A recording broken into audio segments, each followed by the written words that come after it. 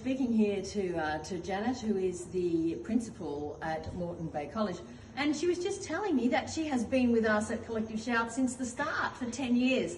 How good is that?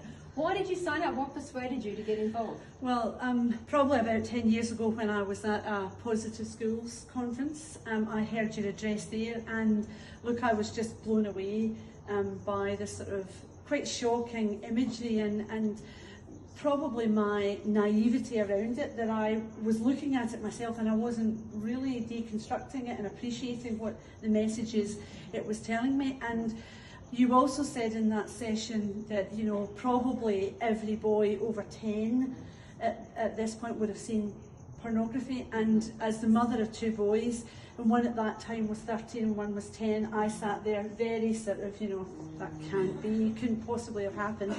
And so I went home that night and I spoke to my boys at the dinner table, and both told me stories of having seen pornography, not in our house, but one with a friend and another at school, and I was just appalled. And so that night, you know, got online and signed up for Collective Shout, and have tracked since and sort of kept, you know, the sort of messaging that you send out frequently through our emails. I've kept up to date with that. And that's wonderful. Yeah, so. And as the head of a girls' school, what have you noticed in the last few years? What trends have you noticed, and do you think this problem is getting worse?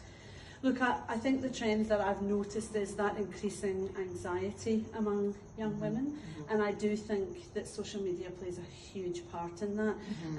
You know, I've journeyed from being an English teacher to being a head of house, to being deputy head of secondary students, and then to principal.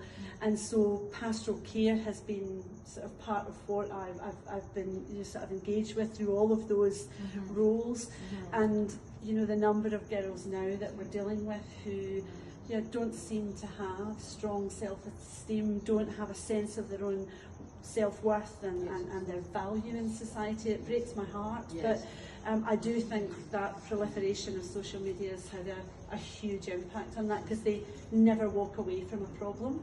It's always with them. And you know, if there's sort of, you know, a breakdown in a relationship, be it with a friend or be it with a boy, there's that constant barrage of criticism and harassment that goes on from that, so they never escape it.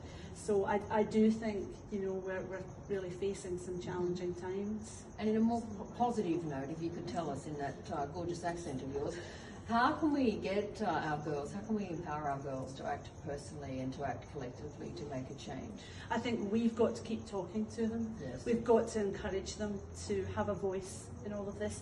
If they don't believe that they have some power and that they have agency in this discussion, then, you know, we're doomed. But I actually think, you know, what I see here every day is something really positive. Every day girls say something, do something that amazes me and makes me believe that there is incredible hope in this world, because there are lots of young women who are articulate, who want to speak. They just have to be in an environment that enables that and facilitates it, and hopefully then what we'll see are, you know, very strong young women who feel empowered, who hopefully make the changes that we've been fighting for, but they might be part of the generation that actually realises some of the things that we're hoping for. Well, thanks so much for creating that environment for your girls to flourish and to be all they can be, and to make a change in the world that so desperately needs it. Thank you so much. Thank you. Thanks for all you do. Pleasure.